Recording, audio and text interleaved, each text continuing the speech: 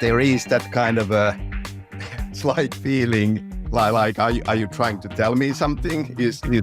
Am I done? Have I peaked? Are you telling me that, okay, run along now? Looking back, I wouldn't change a thing. I'm really proud of what we achieved, but I was at the point where I just had to do a sabbatical. Like I went away at the end of the project for half a year. Hello and welcome to the Game Business Show, your guide to the goings-on in the global video game industry. We have mostly featured business leaders on this show so far, but today we have a real creative pioneer and one of the most distinct voices making big-scale video games today. He is known for such seminal works as Max Payne, Alan Wake, Control, and 2023's award-winning, critically acclaimed Alan Wake 2. He has exceptional taste in suits and loves a coffee. It's the creative director over at Remedy, Sam Lake. Hello, Sam. Welcome to the show. Hello, Chris. Thank you. Pleasure to be here. And I do have my coffee.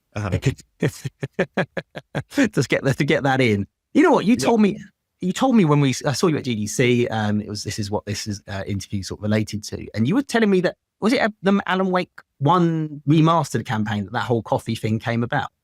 Yes. Yeah. My fancy coffee TikTok. Alan Wake Remaster didn't have a huge marketing campaign and I wanted to do my part. So I did a couple of goofy videos, finding our Oh Dear Diner Alan Wake coffee thermoses in the forest and in a lake, and did these kinds of videos and then forgot all about the whole TikTok. And then when we were gearing up for Alan Wake 2 campaign, I tried to think of something that would be so easy, like it wouldn't be stressful to kind of like create more videos. And traveling all around the world, promoting the game, I just started thinking that, well, taking a sip of coffee wherever I am in the world and doing a video and putting some nice music in the background. And it's been going on for several years now and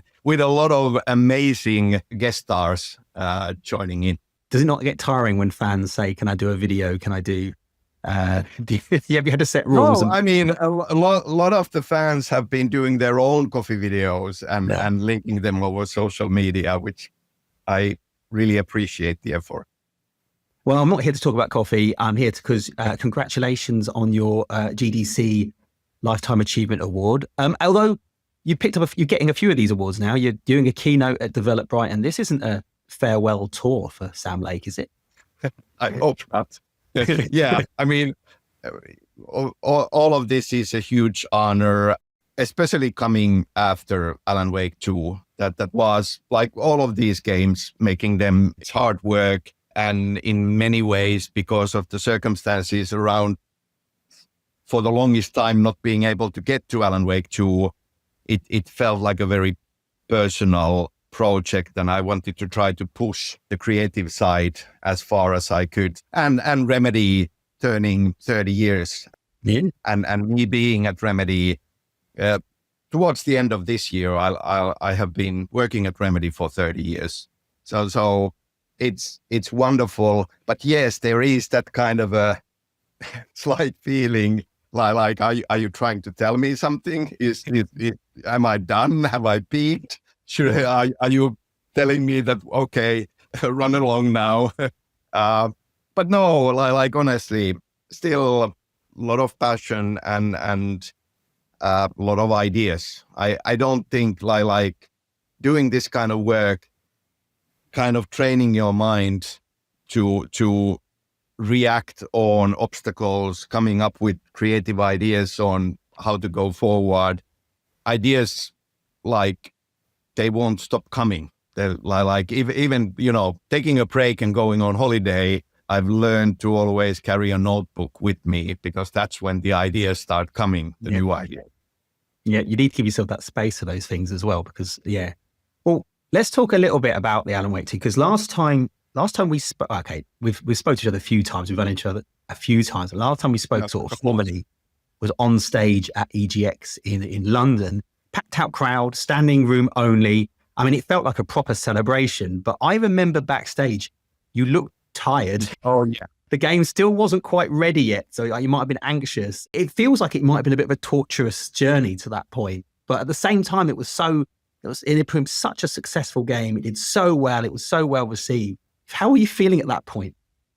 I was tired. I was very tired and stressed. And well, that's part of this work, I feel. Making games, it's a very complex thing. And especially with Alan Wake 2, as I said, I really, really wanted to kind of like be hands-on. I mean, it's always teamwork and wonderful colleagues, really talented people.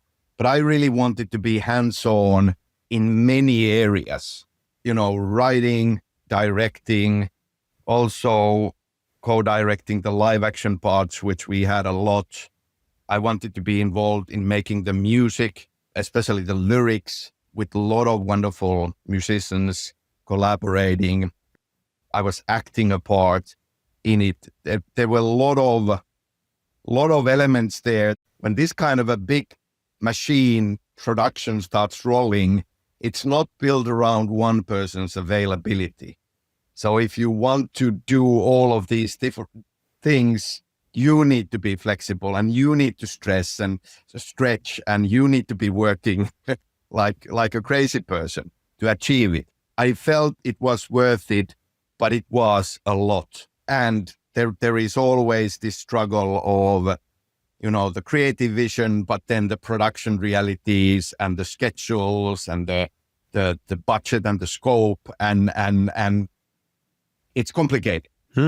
So towards the end, yes, I had been working a lot of nights and a lot of weekends and for a long time, and I was very tired. But I'm looking back, I wouldn't change a thing. Like I'm really proud of what we achieved, but I was at the point where I just had to do a sabbatical. Like I went away at the end of the project for half a year. And that was much needed and well, feeling much better these days after it. Where did you go? Did you go anywhere nice? Some vacation trips and then just like, as you do in Finland, summer cabin over a long summer and yeah, just taking it easy and not building any kind of I must do this and this and this, but rather keeping the calendar empty. But you had your notebook with you. Yes. Yeah. Yeah. And plenty of ideas for sure. It's weird though, because I guess video games aren't necessarily built that way. That sort of auteur, sort of somebody in being involved in every corner of the project. It gives games, Kojima springs to mind. It creates a sort of unique style that you don't get from other games of that scale. Because of the complexity of making video games, it doesn't feel like a very sustainable way from an individual point of view to making a game like this. But obviously it can pay off even if you have to break yourself to do it. I mean, like I would not be doing that alone. I really believe in collaboration. Kyle Rowley is the game director, so we were co-directing this whole thing. I was writing it together with Clay Murphy. Anssi Määttä is our live action director, so we were co-directing live action parts. And there were, as said, wonderful musicians. So I felt that I had a very talented kind of a professional partner in every area. Yeah, who could, of course, contribute it in a big way and could also carry it if I needed to be somewhere else. How would you rank it then in terms of your achievements, Alan Wake 2? Because to me, I think it's your best work by, and then that's saying something. How do you feel about it? Well, thank you.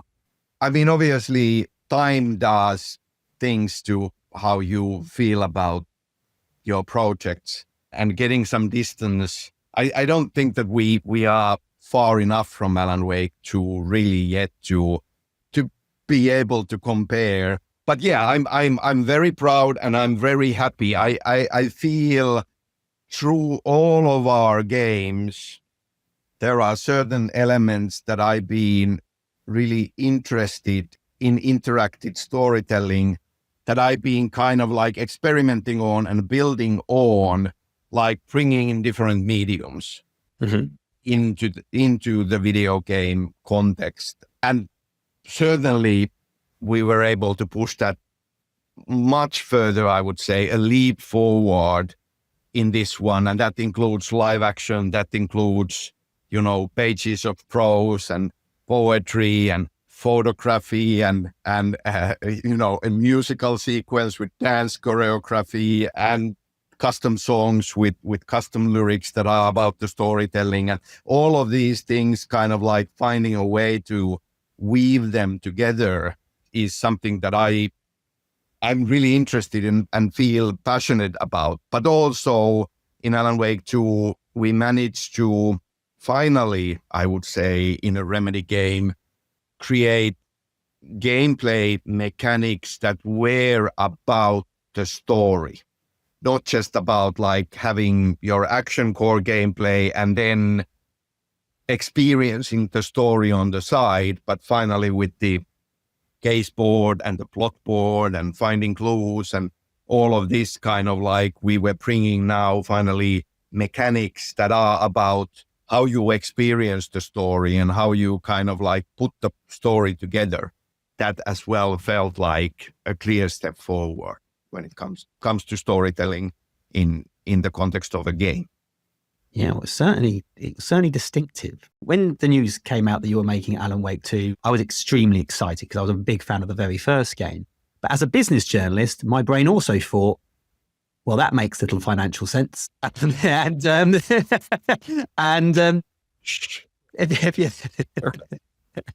you ever felt tempted to just, make a big first-person shooter or open-world action RPG and just, cash in and I'm not the poetry this time, not the live action. I'm going to make a hit. I'm going to make myself a 10 million seller because I'm sure you could. Well, I mean, the whole story of making the first Alan Wake game, obviously it's well documented that we were planning on doing an open world, free roaming open world game, and we failed. We just couldn't make it work, and we kind of like went into more linear direction. I think that we have been on the design side taking steps to, let's say, a more modern way of building the world and the missions, and Control was a big step into that kind of like this semi-open hub like structure, and the credit for that in a big way goes to Mikael Kasurinen, who is the game director on the Control side, bringing that, and very much the learnings from that we took into Alan Wake 2. And so the world was built in hubs, and then we have missions in the hub. So it's already, it's not a linear tube, it's a more open structure. I think that has been that one kind of like learning is that we have taken steps towards various goals patiently, kind of like step by step, instead of doing too big of a leap and suddenly being in a place where we are not really that familiar with these elements and don't have experience, but rather building towards it. So, we are looking into more open structure in some cases. I think it's logical to build on what we have on the foundation of the previous game. So there is that, but it's, my passion is in storytelling. Yeah. And I'm really, really kind of like want to keep on finding opportunities to explore like new ideas within that context in the games.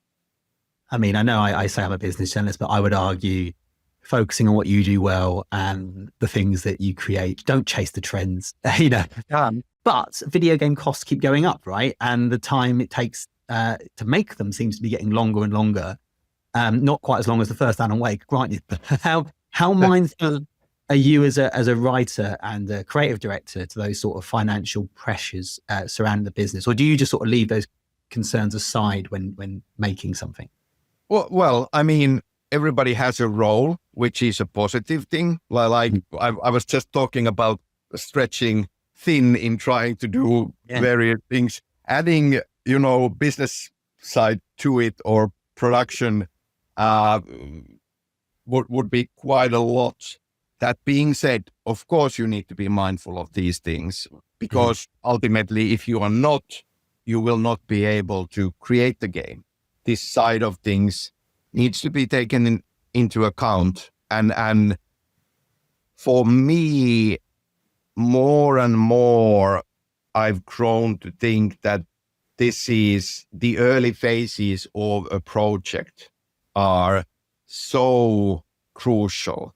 Making solid plans, doing estimates, making sure that what we are about to start building is within the agreed scope. And also in a case of story-focused experience, that we have a screenplay and we are far enough in figuring out the story so that we can, when we kick off the actual production, because that's the most expensive part, of course, just having 150 people on monthly salary, it starts burning the budget really fast.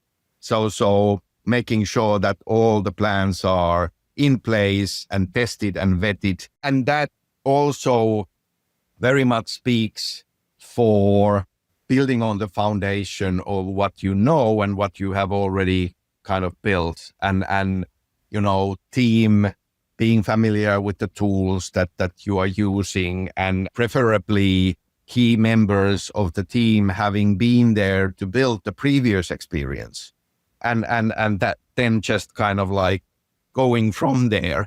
There is a lot of excitement in new ideas always.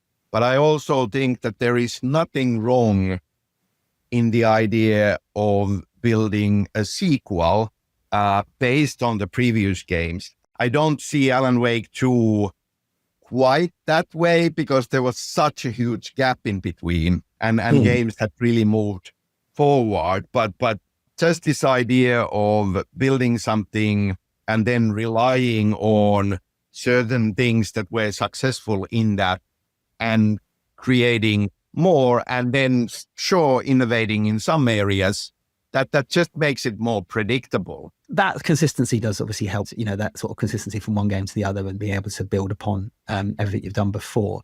From the outside though, Remedy looks like a pretty unique place to work with. It seems to, afford you and your teammates to do these sort of wild, experimental, unusual things, or at least they feel wild and experimental in the AAA game space. Have they ever said no? Have you ever come to them with an idea and a pitch and they've gone, Sam, not, absolutely not? Well, I mean, certainly there are passionate and sometimes heated discussions. I mean, the goal is to create successful entertainment products. Yes, I want to put in as much art as possible, but ultimately, here at Remedy, everybody is on this together, and success on one side then is success for everybody. There is sensibility in people having different viewpoints and roles, and then kind of like voicing ideas and voicing concerns is an important part of the process. It's rarely the case where, and I would not even want it that way, that, let's say, myself or some other creative or game director would be just coming with an idea and there would not be iteration on the idea based on very early notes. You will miss things and you have not thought about things from all angles. And that's why it's teamwork. Even on kind of like early production sensibilities and business sensibilities, those are the earliest conversations that we have. So it's part of this, and it makes this work possible. It's an important part of it. I mean, sure, like nobody loves being told that this doesn't work, your idea doesn't work, but that is an important step into making something that works. That being said, I fully believe that being unique and being original and doing some things that make you stand out are vital. For competition perspective, there is a lot of noise out there, a lot of great games. So making a same kind of a game and maybe not having as much resources as the really, really big platform owners or own studios have, we just need to find a way to stand out. Game like Alan Wake 2, how much of this is the game you wanted to make? And how much of it is you thinking about the audience and what you think they would want to receive? That sort of balance between sort of an artistic expression of yourself whilst also trying to make a product really for an audience. I think it needs to be both. It needs to be both always. It's a long journey making a game. It's a struggle and you will be tired. So it needs to be something you fully believe in and feel passionate about. Otherwise, you will not kind of like have the strength to push through. That's one side of it. You need to be really, really excited about making this kind of an experience. But then I feel as creative and with experience of the previous games, certainly we analyze and look at the reception of our previous games and do analyses on them, like which parts worked great, which were not liked to the point of a trend. So we shouldn't repeat the weakest parts again, hopefully, and come up with something better on that. I mean, I feel from creative perspective, you can be passionate about succeeding in that as well. And very much one example would be now that we are building a universe, Remedy connected universe between Alan Wake and Control, it would kind of be easy to fall into the trap of just making the experience for you being very deep in that lore, but also your most excited fans who very much know everything. But that's not the ambition. The ambition very much, and I fully kind of like sign on the dotted line on the idea of we want to make every game, whether it's a sequel or whether it's part of the universe, something that is approachable for a newcomer who has never played a Remedy game before. You need to be able to play it through. Yes, you will probably miss connections and optional content that is more lore heavy, but you should be able to experience the kind of the critical path and enjoy it. And that's a kind of a puzzle to solve with each of these games. And a lot of the idea of two playable characters and having the FBI agent Saga Anderson be kind of like a dual protagonist in Alan Wake 2 comes initially from this idea that she doesn't know this world, she doesn't know this supernatural or lore, and she comes in to investigate, and the whole setup of FBI agents coming into a place that they don't know to investigate a murder is very much very familiar to a wide audience. So as a starting point, making that be the beginning of the game, making it approachable so for somebody who doesn't know anything about Alan Wake or Remedy universe was part of a solution to this kind of, and I feel really happy about what we did with that. But it's this kind of like, it's puzzling these things together and, you know, then creating with Saga the story I feel passionate to tell, but also being mindful of the audience and kind of ambition for reaching a larger audience. Great answer. I'll change the subject a little bit because I read your GQ interview and you talked about the character of Sam Lake. I remember the first time I got an email from you and I said, who's this Sammy Jarvi? I don't know who's he. Well, yes. But also it's not just, the name, there's the coffee, there's the suits. And you sort of played this role for quite a long time now. Do you still see two distinct sides of yourself? Or is there an element of not really knowing where Sam Lake ends and Sammy Jarvi begins? Is there, are you sort of slowly merging into a different person? Yeah, it's interesting. It can also be kind of a buffer and a bit of a, a shield in a way. But then once again, time does things to you and your perception of things. I was very self-conscious and shy growing up, and I really hated performing. Well, that's not quite right. The small things of performing, say, in a school play, I didn't mind, but there's the role then. But doing a presentation in front of a class was the absolute horrifying thing. And early years, promoting Max Payne, I was so nervous about demoing the game and talking about it. At the same time, I did not have any hesitation or problems in posing as Max Payne in the first game. So there is this weird schizophrenic thing. And, the spelling of Finnish names is tricky. And I saw many errors in the credits of the first game, which was Death Rally, by our publisher in the manual.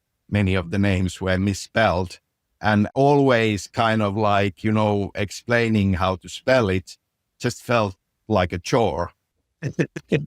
But I also, like, early on, I was feeling quite strongly that when I write in my native tongue in Finnish, what comes out is very different from writing in English.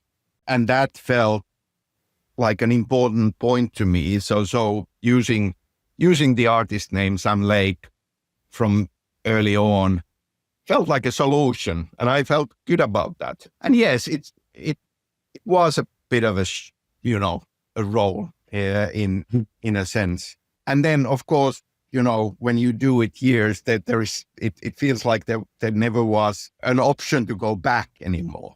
It didn't make any sense. These days, having professionally written in English and more in my work life, English is the language we communicate in the documentation, but here also because Remedy, half of the people working at Remedy come from somewhere else than Finland. It's been going on for so long. I don't believe anymore that my output when I write and how I see it is that different between the languages. I feel, well, maybe I've gotten better with the language along the way as well, but I don't feel that there is difference anymore. And I don't feel that strongly about, doing so much of the promotion work. I don't feel shy about it anymore, or haven't for years and years. So these things evolve, but well, I'm happy to be Sam Lake in all of this. I think all of us, particularly anyone that has a role that's remotely public facing, you play versions of yourself, right? It's not like you're completely different. It's just that when I started doing this, and nowadays I don't even think twice about it. I was on the BBC this morning talking about my Minecraft movie. 10 years ago, the thought of that would have sent me into a meltdown. Right. I do feel like I do love the meta layer of storytelling and being aware of these roles. And I do feel like that is part of the reason why, Sam Lake as a character, especially now in Alan Wake, in various ways in DLC as well, keeps popping into the fiction. And I think that that's part of this kind of like well, hold on, how does this role actually work, and what does it mean, and how much of it is fiction and not? So that just feels like a natural extension of thinking about these things and playing around with them. With your personality and doing TikToks with coffee, you do a little bit of PR and marketing, I guess, for your games. And now that Remedy is sort of moving into self-publishing, are they tapping you on the shoulder now to be the head of marketing and to come up with some of the plans? Happily not. I feel we are still figuring it out, and we are in a transition position. Remedy have grown so much, and for years and years it was always one game at a time, and now it's several. And you know, coming out of Alan Wake 2, feeling that I was like doing as much as I possibly could do, you know, the question of, well, how about doing another project on the side simultaneously? Just feels, well, that's too much is the answer. And so what we have now done already for a while is that I'm not the only creative director in the company. Mikael Kasurinen is, we are co-creative directors now, and we are dividing work. And at the same time, every project, like I will have a project where I'm go deep and be hands-on, and Mikael has a project that he goes deep and is hands-on. But beyond that, we are planning the overall universe, and we are involved, say, with Annapurna Pictures now. Of course. You know, exploring the ideas of our world and our universe being also in linear media. But every project has a kind of a strong creative core group of its own. And how I see it is that for these projects, I'm really more a consultant, coming in when they want notes, or when we have an internal gate, kind of looking at it from perspective of my expertise, which would be then storytelling, and just giving advice when needed. This definitely feels like the best solution we have figured out to just growing and doing things simultaneously. Because otherwise, if it's up to one person to kind of come up with the vision and direct it through, then we would still be doing more or less one project, or one bigger project and another tiny project or something like that. And the ambition is to do more. The reason why I asked the marketing, I remember speaking to someone at Bethesda years ago who said that Todd Howard is actively involved in the marketing, because for their point of view, the first time their audience touches Fallout or experiences Fallout is when they see the trailer, it's when they see the artwork. And I guess you are involved in that stuff anyway. Sure. Yeah. And of course, things like drinking a cup of coffee in a lake is all very, very Alan Wake. I guess that's the marketing team has to also understand the vision for the project and understand the vibe and the theme. Sure. But that's the question of what's the cause and what's the effect that me in a lake, is that because in Finland, that's what you do in the summer with thousands of lakes, and that's why we have lore focused on a lake in Alan Wake, or do I go into lake because there is a lake in Alan Wake? I'm very much, and more I feel, maybe that's an age question as well. More and more I feel I'm drawing inspiration from Finnish culture and kind of like things that are very familiar to me growing up here. Yeah, that gives that the uniqueness as well we talked about earlier. Well, I'm conscious of the time, but you know, seeing as this is, you have a lifetime achievement, you've achieved all your things you need to achieve in your lifetime. now another lifetime's work. Yeah. So what's the next lifetime? What would what's you like to achieve? You wanted to write books initially. Is there a part of that, or is it still love for video games? That like I was thinking that I would be a novelist, and then Remedy happened, and so it is a 30-year detour to that dream. Yeah, I'm hoping that I will get a chance, maybe once I finally retire from making games, to still do creative work and write and have other, maybe then smaller, more personal projects, but not yet. Personally, right now, I mean, we have a lot of games in the making, keeps me busy for sure, and planning the universe beyond. I am personally really excited about the possibilities with Annapurna on TV and film. And for sure, we've been trying to get something started on and off for years and years and years. And we are in very early stages now. So I'm aware that it's a complex process and you never know. But I have to say that they are a wonderful partner.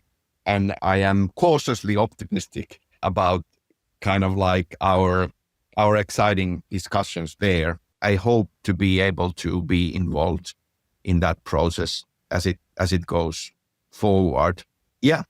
Brilliant. Well, I'm certainly looking forward to, I sort of feel like I know what a Sam Lake movie might be like based on what you've done in games, but I get a sense of it, but I think it would still be very, very surprising. Well, thank you so much, Sam, for your time. It's a pleasure to have you on the show and to give us so much of your time and insight into what you're doing. And congratulations again on your award. Thank you very much. Yeah, this was fun. Thank you. Yes. That's it for today's episode of the Game Business Show. Join us later in the week for our news and analysis show. Until then, thank you for tuning in. Greatest movie of all time? I'll say Maltese Falcon. PC or console? Console these days, yes. If you could direct a video game based on a franchise other than your own, what would it be? I would do a Moomin game. Ah, very Finnish. Greatest album of all time? Tom Waits' Rain Dogs. How many suits do you own? 7 or 8. Oh, thought it'd be higher. If you can't have a coffee, what do you drink? I drink green tea. Oh, and what one piece of advice would you give to budding video game creators? Start creating. For me and many other video game makers, tabletop role-playing games can be a surprisingly great low barrier of entry.